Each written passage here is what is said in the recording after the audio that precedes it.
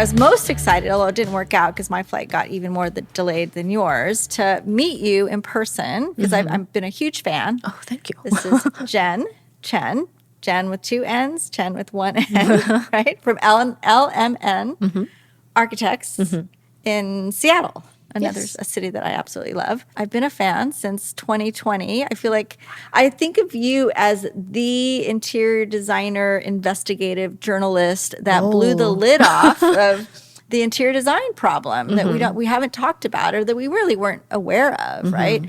That interior design has a huge impact on global warming, and you did this through this study, which I know we've talked about a little bit today, but maybe tell us again what you did.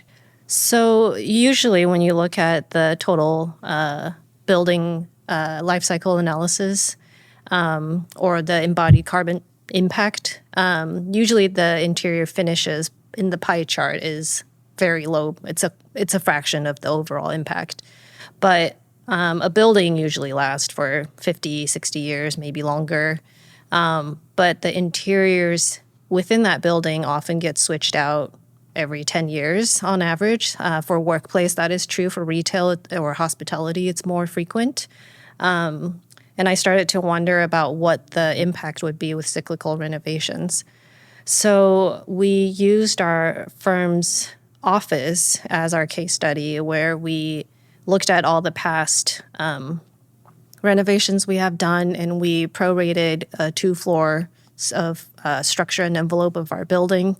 And we found that over 60 years in the building's existence, the interior overall embodied impact rivals could surpass envelope and structure, which was a shock once we actually did the study and had the numbers behind it. So that's where we started this conversation, and we're hoping to bring more awareness. I think because it had been just a fraction in people's mind previously when you build a new building, that the future cycles don't get taken into consideration. So the interior designers are sort of left out of this conversation, and we do have a huge responsibility. Every time we put something in, it might get cycled out later. Yeah, in Metropolis, Avi Rajagopal, who we both love, somehow found out about your research and picked it up and published it in this issue that I don't know if it was the title of the article or the title of the cover, but it's like, interior designers, save us, right? Or we have a much bigger impact than we ever imagined. And to me, that was just, a pivotal point in the trajectory of interior design. Yeah. And, we have a reckoning to do for sure, right? And now you're about to go speak in Canada about the same thing. Sorry, I know. We are in a barn, like we We're said. in a barn. We have flies. So you're about to go speak in Canada. Are you doing that a lot? Do you feel like you've kind of become this spokesperson in a way? I don't know if I would be the spokesperson. I think I'm the one that blew the lid off, and now there's a lot of people doing incredible work around this. But obviously, going from, okay, now I know this, what do I do with this information is the next step. And that takes examining how we practice, how we make decisions might need to shift in terms of the materials that we use. Do we always need to use new materials? Do we always need to demolish an existing space to make way for new? What can we preserve? Those sort of decisions are now kind of what I think about on a daily basis, and not something that I necessarily thought about before. Right. I didn't think about these even, I hate to say it, even 5 years ago. Yeah. Definitely not 10 years ago. Yeah. Now, okay, so let's backtrack. Let's go back. Okay. Maybe even way farther back than 10 years, like when you were a kid or when you were young. Like, when were you first interested? Like, you must have had, obviously, some passion or interest in order to make this a research topic that you wanted to delve into. You must have been thinking about it and been curious. So how did your journey start? So, well, I'll go way back. I think we spoke a little bit, and I didn't realize the impact of this film that I saw when I was maybe in grade school, but it's Miyazaki's film, Nausicaa, Valley of the Wind. This is going way back. But I didn't realize the impact it had on me. In it, there's this princess, or I would actually call her a warrior, And this is sort of a post-apocalyptic world where humans have polluted water. So plants and bugs are coming out polluted. But this warrior princess found that deep within the earth, there's still clean water. And what they thought was dangerous was actually a human kind of caused issue. So anyway, she goes through this process of trying to convince people that the insects aren't dangerous, and they're not bringing poison, or the vegetation is not bringing poison.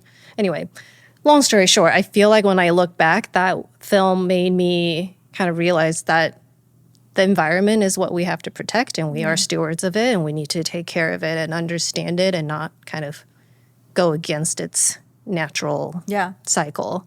And then fast forward, I saw it when I was young, didn't think about it. And then when I was in college, I actually have a fine arts degree, but I didn't know what I want to do exactly. And at the last year of my education, I thought I wanted to do installation art, but I wanted something a little more lasting. And then I wanted to design experiences in general. And then I also took a class in sustainable business practices, and I mashed that together and at the time typed in green interior designer.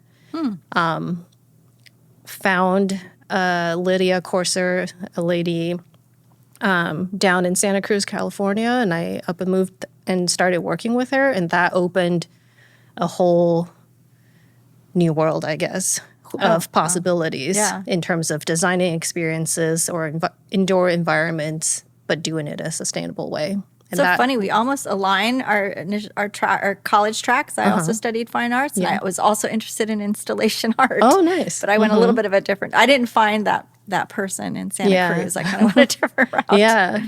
That's amazing. Yeah. That just compounded. I would say at first I didn't have any knowledge in it, but just hearing people talk about it, I feel like I almost learned by attrition. Like suddenly one day I was fluent in the language just by being exposed to it. And then that took me, I guess, all these different places. Because when you just start digging, you just, and then, obviously you found kind of your passion, the place where you really want to start digging in. Yeah.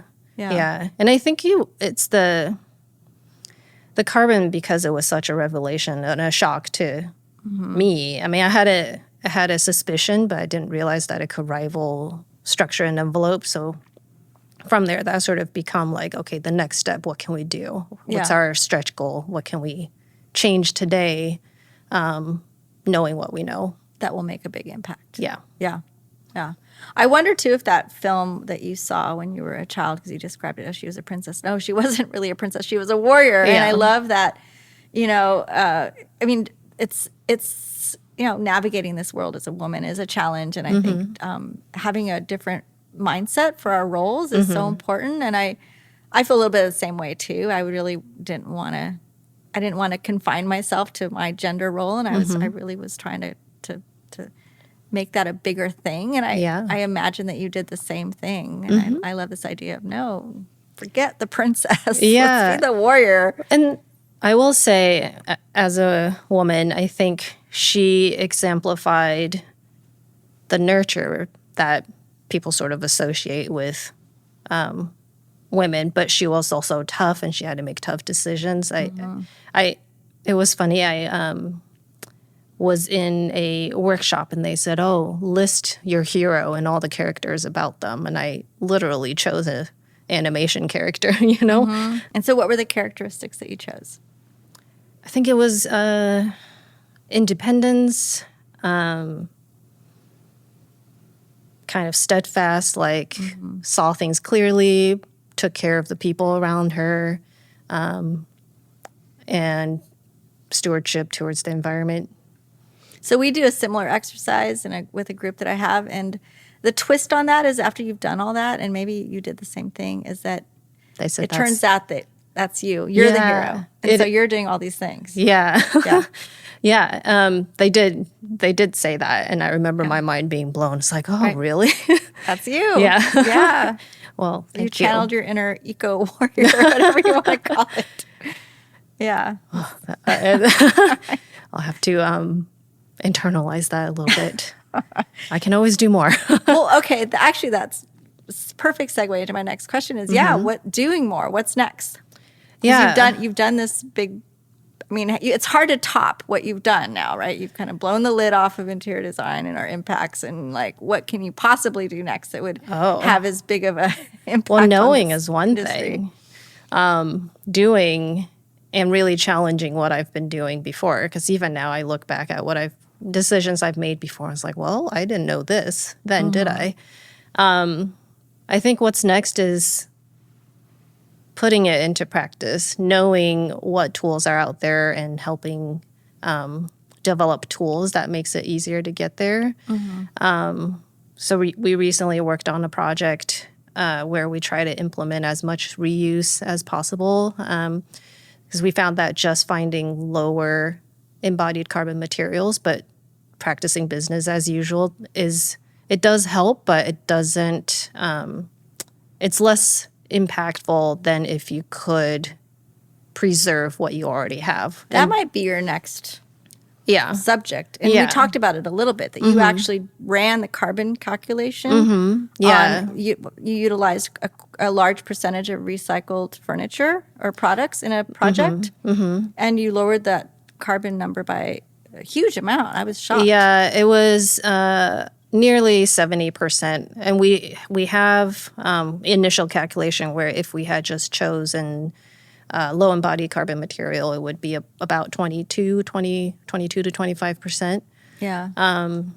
When we were working on this new project, which we're going through all the data now to make sure we can back up our claim, but I was thinking about, I think it was a National Geographic segment where they talked about birds will find other nests that has been built, and if it suits their needs, they will just take it and then maybe update it a little bit, Right. but Add a few twigs. yeah, just to Clean it make up. sure it's structurally functional. Yeah. And we can do that too. I mean, we can find existing spaces that work for our needs and minimally intervene it to work. It's possible, and I think I mentioned a little bit about the idea of ownership and whether new is always better, because I think we're always saying like the newest, best thing is what we need, and that's not necessarily always the case. Yeah. But I think when we also think about being stewards for the things that we do own and take good care of them, that's where family heirlooms come from. Exactly. And if we just thought about what we have and see them in a different light, maybe. So true. We need to get off that mindset. Yeah. Yeah, for sure. And we can still make things look great and feel great, even if it's not the next newest thing. Or look even better. I mean, I've seen a lot of fashion where they do that, where they take an item and and it's almost more interesting because it has that history and it has the, that kind of, it's not something that's just fabricated out of thin air. It has certain constraints and it has to tie into the past, but then be something transform. I think there's I think it's so much richer and more potential in utilizing a mixture of new and old. Yeah. And I do feel like innovation happens when there are more constraints sometimes. Like you have to think outside of the box and consider new ways of thinking about the same problem, but maybe with different solutions. Yeah. So I'm excited to see what will come out of where this is all going. Yeah. Same here. Okay. Well, I'm looking forward to your next research topic expose, interior design industry, and where you go next. Yeah. Yeah. Me too.